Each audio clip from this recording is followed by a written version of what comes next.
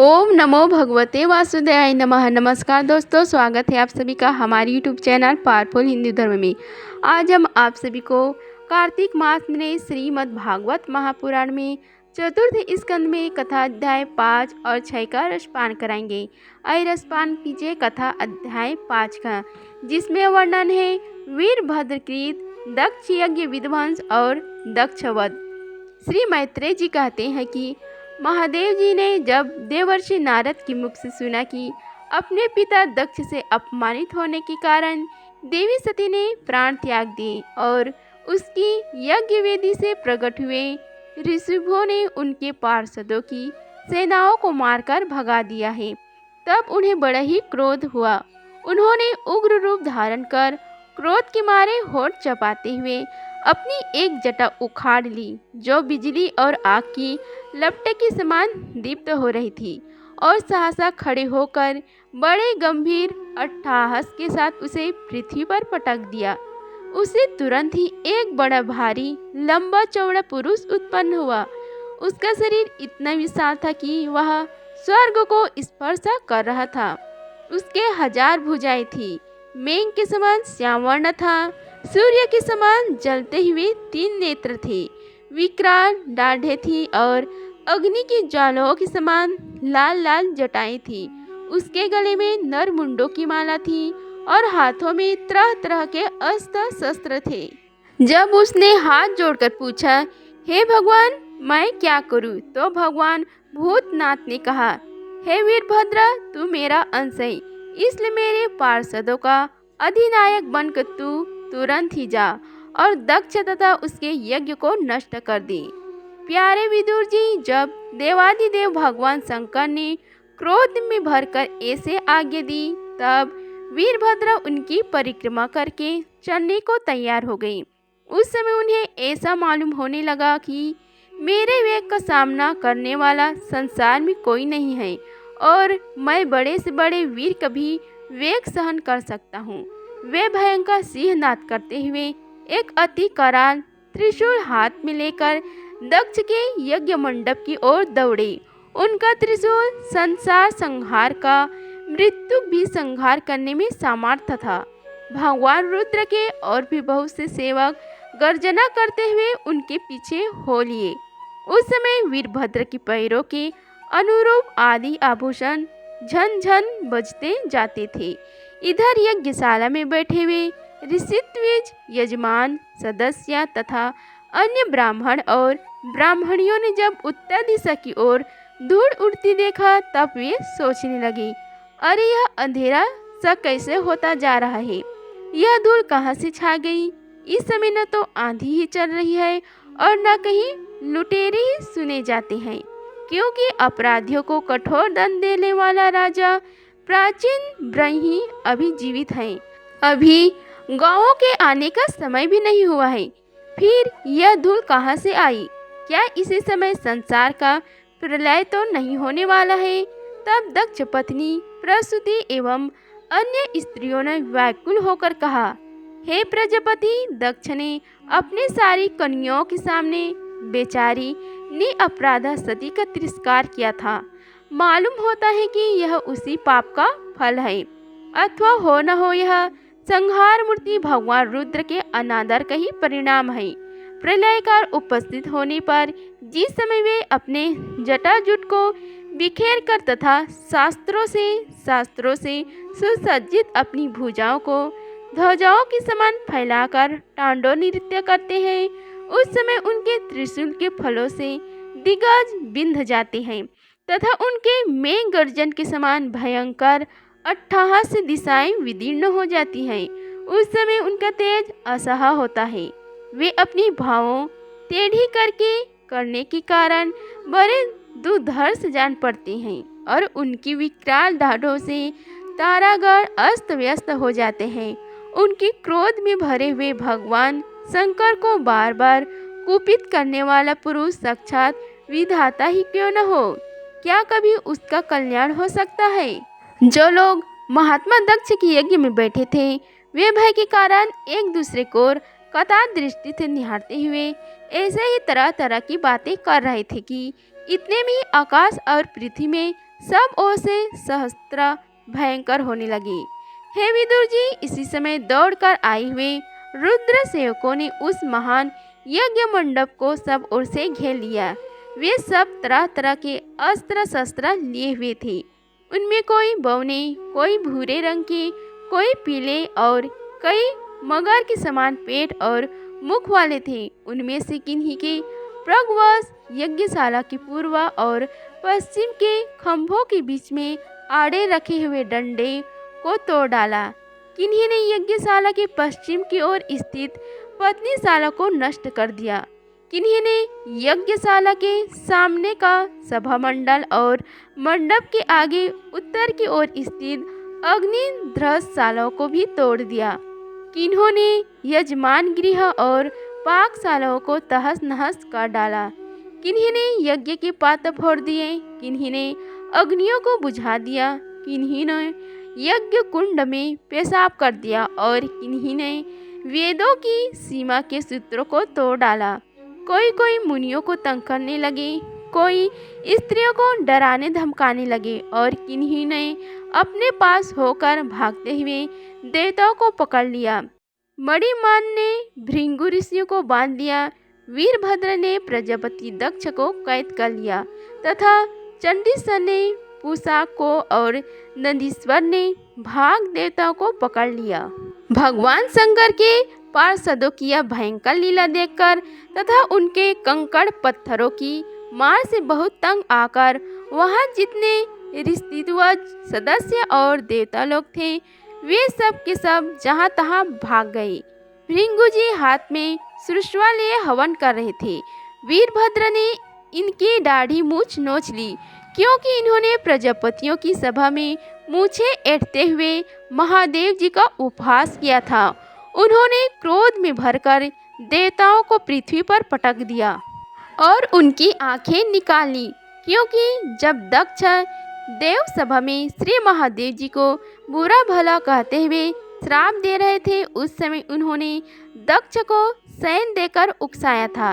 इसके पश्चात जैसे ही अनिरुद्ध के विवाह के समय बलराम जी ने कलिंग राज के दांत उखाड़े थे, उसी प्रकार उन्होंने पूषा के दांत तोड़ दिए, क्योंकि जब दक्ष ने महादेव जी को गालियां दी थी उस समय ये दांत दिखाकर हंसे थे। फिर वे दक्ष की छाती पर बैठकर एक तेज तलवार से उसका सिर काटने लगे, परंतु बहुत प्रयत्न करने पर भी वे उस समय उसे धड़ से अलग न कर सके। जब किसी भी प्रकार के अस्त्र शस्त्रों से दक्ष की त्वचा नहीं कटी तब वीरभद्र को बड़ा आश्चर्य हुआ और वे बहुत देर तक विचार करते रहे। तब उन्होंने यज्ञ मंडप में यज्ञ पशुओं को जिस प्रकार मारा जाता है उसे देखकर उसी प्रकार दक्ष रूप उस यजमान पशु का सिर धड़ से अलग कर दिया। यह देखकर भूत प्रेत और पिशाच आदि तो उनके इस कर्म की प्रशंसा करते हुए वाह वाह करने लगे और दक्ष के दल वालों में हाहाकार मच गया। वीरभद्र ने अत्यंत कुपित होकर दक्ष के सिर को यज्ञ की दक्षिणा अग्नि में डाल दिया और उस यज्ञशाला में आग लगाकर यज्ञ को विध्वंस करके वे कैलाश पर्वत को लौट गए। इति श्री भागवत महापुराणे श्री कार्तिक मास में श्रीमद् भागवत महापुराण में चतुर्थ स्कंद में कथा अध्याय 5 का समाप्त हुआ। आइए अब रसपान कीजिए कथा अध्याय 6 का, जिसमें वर्णन है ब्रह्मा आदि देवताओं का कैलाश जाकर श्री महादेव जी को मनाना। श्री मैत्रेय जी कहते हैं कि हे विदुर जी, इस प्रकार जब रुद्र के सेवकों ने समस्त देवताओं को हरा दिया और उनके संपूर्ण अंग प्रत्यंग भूत प्रेताओं के त्रिशूल, पट्टिस, खड़ग, गदा, परिघ और मुदगर आदि आयुधों से छिन्न भिन्न हो गए, तब वे ऋषि द्विज और सदस्यों के सहित बहुत ही डर कर ब्रह्मा जी के पास पहुँचे और प्रणाम करके उन्हें सारा वृतांत कह सुनाया। भगवान ब्रह्मा जी और सर्व अंतर्यामी श्री नारायण पहले से ही इस भावी उत्पात को जानते थे, इसी से वे दक्ष के यज्ञ में नहीं गए थे। अब देवताओं के मुख से वहाँ की सारी बात सुनकर उन्होंने कहा, हे देवताओं, परम समर्थ तेजस्वी पुरुष से कोई दोष भी बन जाए तो भी उसके बदले में अपराध करने वाले मनुष्यों का भला नहीं हो सकता। फिर तुम लोगों ने तो यज्ञ में भगवान शंकर का प्राप्य भाग न देकर उनका बड़ी भारी अपराध किया है। परंतु शंकर जी बहुत शीघ्र प्रसन्न होने वाले हैं, इसलिए तुम लोग शुद्ध हृदय से उनके पैर पकड़कर उन्हें प्रसन्न करो, उनसे क्षमा मांगो। दक्ष के दुर्वचन रूपी बाड़ों से उनका हृदय तो पहले से ही बिद्ध रहा था। उस पर उनकी प्रिया सती जी का वियोग हो गया। इसलिए यदि तुम लोग चाहते हो कि वह यज्ञ फिर से आरंभ होकर पूर्ण हो तो पहले जल्दी जाकर उनसे अपने अपराधों के लिए क्षमा मांगो, नहीं तो उनकी कुपित होने पर लोकपालकों के सहित इन समस्त लोगों को भी बचना असंभव है। भगवान रुद्र परम स्वतंत्र हैं, उनके तत्व और शक्ति सामर्थ्य को न तो कोई ऋषि मुनि देवता और यज्ञ स्वरूप देवराज इंद्र भी नहीं जानते और न स्वयं मैं ही जानता हूँ, फिर दूसरों की तो बात ही क्या है। ऐसी अवस्था में उन्हें शांत करने का उपाय कौन कर सकता है। देवताओं से इस प्रकार कहकर ब्रह्म जी उनको, प्रजापतियों को और पितरों को साथ ले अपने लोक से पर्वत श्रेष्ठ कैलाश को गए, जो भगवान शंकर का प्रिय धाम है। उस कैलाश पर औषधि, तप, मंत्र तथा योग आदि उपायों से सिद्धि को प्राप्त हुए और जन्म से ही सिद्ध देवता नित्य निवास करते हैं। किन्नर, गंधर्व और अप्सरा आदि सदा वहाँ बने रहते हैं। उसकी मणिमय शिखर हैं जो नाना प्रकार की धातुओं से रंग बिरंगे प्रतीत होते हैं। उस पर अनेक प्रकार के वृक्षा, लता और गुल्म आदि छाए हुए हैं, जिनमें झुंड के झुंड जंगली पशु विचरते रहते हैं। वहाँ निर्मल जल के अनेकों झरने बहते हैं और बहुत सी गहरी कंदरा और उचित शिखरों के कारण वह पर्वत अपने प्रियतमों के साथ विहार करती हुई सिद्ध पत्नियों का क्रीड़ा स्थल बना हुआ है। वह सब ओर से मोरों के शोर, मदंग, भंवरों के गुंजार, कोयलों की कुहू कुहू ध्वनि तथा अन्य पक्षियों के कलरव से गूंज रहे हैं। उसके कल्प वृक्ष अपनी ऊंची ऊंची डालियों को हिला हिलाकर मानव पक्षियों को बुलाते रहते हैं तथा हाथियों के चलने फिरने के कारण वह कैलाश स्वयं चलता हुआ सा और झरने की कलकल ध्वनि से बातचीत करता हुआ सा जान पड़ता है। मंदार, परिजात, सरल, तामल, साल, ताड़, कचनार, असन और अर्जुन के वृक्षों से वह पर्वत बड़ा ही सुहावना जान पड़ता है। आम, कदम, नीम, नाग, पुनाग, चंपा, गुलाब, अशोक, मौनश्री, कुंद, कुर्बक, सुनहरे, सतपत्रा, कमल, इलायची और मालती की मनोहर लताएं तथा कुब्जक, मोगरा और माधवी की बेलें भी उनकी शोभा बढ़ाती हैं। कटहल, गुलर, पीपल, पाकर, बड़, गुगल, भोज वृक्षा, औषध जाति के पेड़, केले आदि जो फल आने के बाद काट दिए जाते हैं, सुपारी, राजभोग, जामुन, खजूर, अमड़ा, आम, पियाल, महुआ और लिसौड़ा आदि विभिन्न प्रकार के वृक्षों तथा पोले और ठोस बांस के झुरमुट्टों से वह पर्वत बड़ा ही मनोहर मालूम होता है। उसके सरोवर में कुमुद, उत्पल, कलहर और सतपत्रा आदि अनेक जाति के कमल खिले रहते हैं। उनकी शोभा से मुग्ध होकर कलरव करते हुए झुंड के झुंड पक्षियों वह बड़ा ही भला लगता है। वहाँ जहाँ तहाँ हरिण, वानर, सुअर, सिंह, रीछ, शाही, नीलगाय, सरप, बाघ, कृष्णमृग, भैंसे, कर्णात्रा, एक पाद, अश्वमुख, भेड़िए और कस्तूरी मृग घूमते रहते हैं तथा वहाँ की सरोवरों के तट केलों की पत्तियों से घिरे होने के कारण बड़ी शोभा पाते हैं। उसके चारों ओर नंदा नाम की नदी बहती है, जिसका पवित्र जल देवी सती के स्नान करने से और भी पवित्र एवं सुगंधित हो गया है। भगवान भूतनाथ के निवास स्थान उस कैलाश पर्वत की ऐसी रमणीयता देखकर देवताओं को बड़ा आश्चर्य हुआ। वहां उन्होंने अलका नाम की एक सुरमई पुरी और सौगंधिक वन देखा, जिनमें सर्वत्र सुगंध फैलाने वाले सौगंधिक नाम के कमल खिले हुए थे। उस नगर के बाहर की ओर नंदा और अलकनंदा नाम की दो नदियां हैं। ये तीर्थपाल श्रीहरि की चनर रज के संयोग से अत्यंत पवित्र हो गई है। हे विदुर जी, उन नदियों में रति विलास से थकी हुई देवांगनाएं अपने अपने निवास स्थान से आकर जल क्रीड़ा करती हैं और उसमें प्रवेश कर अपने प्रियतमों पर जल उछलती हैं। स्नान के समय उनका तुरंत का लगाए हुआ कुछ कुमकुम धुल जाने से जल पीला हो जाता है। उस कुमकुम मिश्रित जल को हाथी प्यास न होने पर भी गंध के लोभ से स्वयं पीते और अपनी हथियों को पिलाते हैं। अलकपुरी पर चांदी, सोने और बहुमूल्य मणियों के सैकड़ों विमान छाए हुए थे, जिनमें अनेकों यक्ष पत्नियां निवास करती थी। इनके कारण वह विशाल नगरी बिजली और बादलों से छाए हुए आकाश के समान जान पड़ती थी। यक्षराज कुबेर की राजधानी उस अलकपुरी को पीछे छोड़कर देवगढ़ सौगंधिक वन में आए। वह वन रंग बिरंगे फल फूल और पत्तों वाले अनेकों कल्प वृक्षों से सुशोभित था।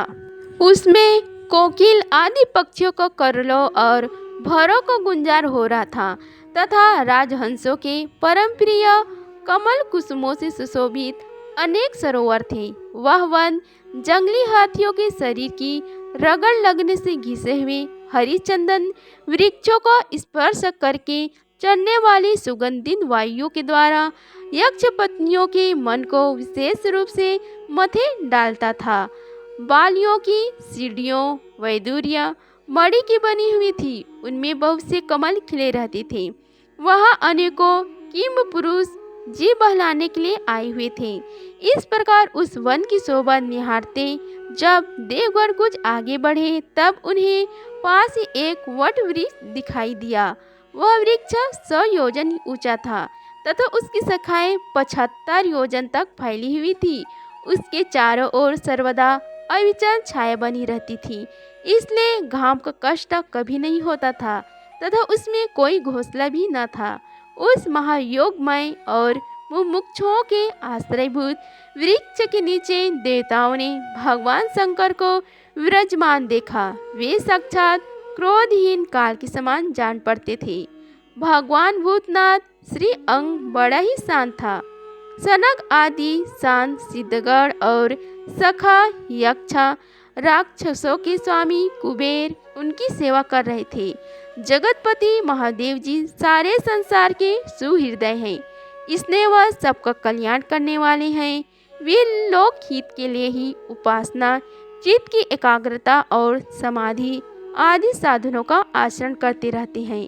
संध्याकालीन मेघ सी कांति वाले शरीर पर वे तपस्वियों के अभिष्ट चिन्ह हैं।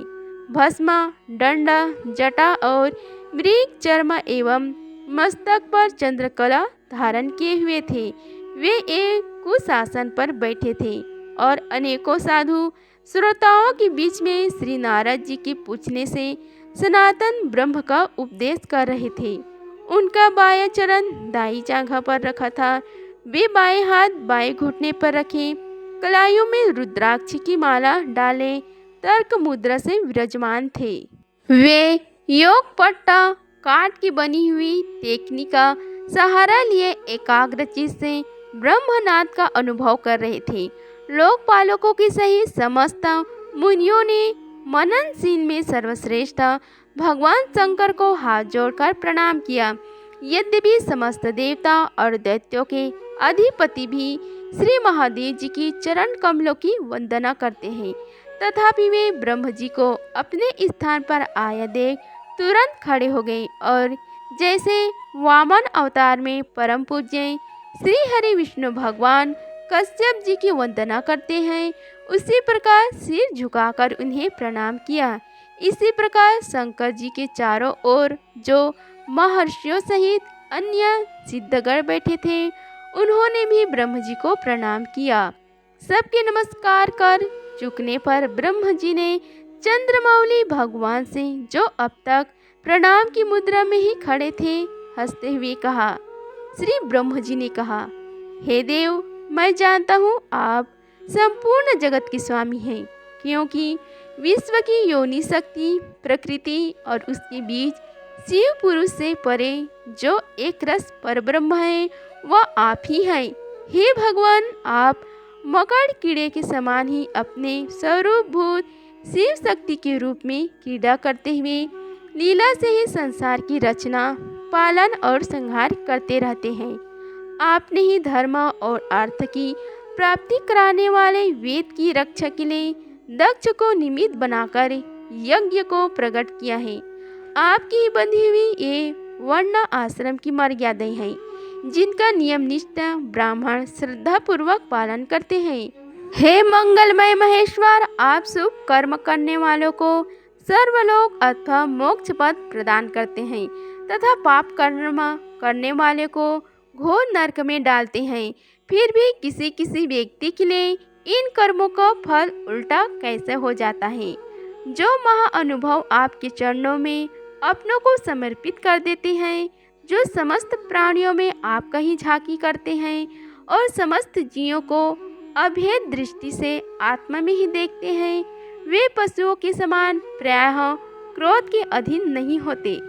जो लोग भेद बुद्धि होने के कारण कर्मों में ही आसक्त हैं, जिनकी नियत अच्छी नहीं है, दूसरों की उन्नति देखकर जिनका चित्त रात दिन कूड़ा करता है, और जो मर्मभेदी अज्ञानी अपने दुर्वचनों से दूसरों का चित्त दुखाया करते हैं, आप जैसे महापुरुषों के लिए उन्हें भी मारना उचित नहीं है, क्योंकि वे बेचारे तो विधाता के ही मारे हुए हैं।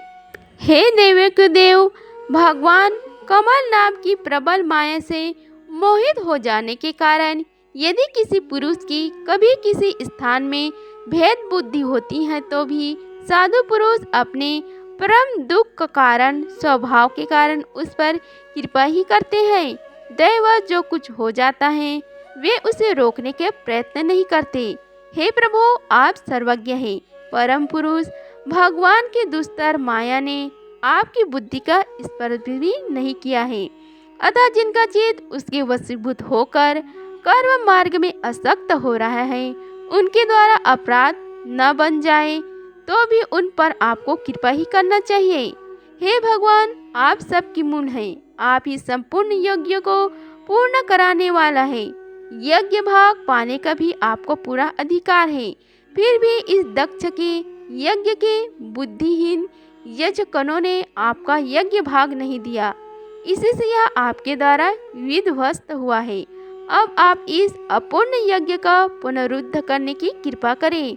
हे प्रभु, ऐसा कीजिए जिससे यजमान दक्ष फिर से जी उठे, भग देवताओं को नेत्र मिल जाए, भृंगु जी की दाढ़ी मूछी आ जाए और पूषा के पहले के ही समान दांत निकल आए।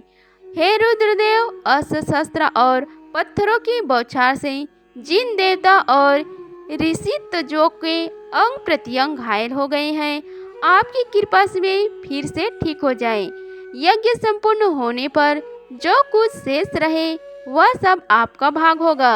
यज्ञ विध्वंस का आज यह यज्ञ आपके ही भाग से पूर्ण होगा। इति श्री भागवत महापुराणे श्री कार्तिक माह में श्रीमद् भागवत महापुराण में चौथा स्कंद में कथा अध्याय 6 का समाप्त हुआ। अगर आप सभी को हमारी वीडियो अच्छी लगी होगी तो वीडियो को लाइक कीजिए, चैनल को सब्सक्राइब कीजिए और कमेंट बॉक्स में ओम नमो भगवते वासुदेवाय लिखिए। धन्यवाद। मिलते हैं अगले वीडियो में, तब तक के लिए जय श्री राधे कृष्णा।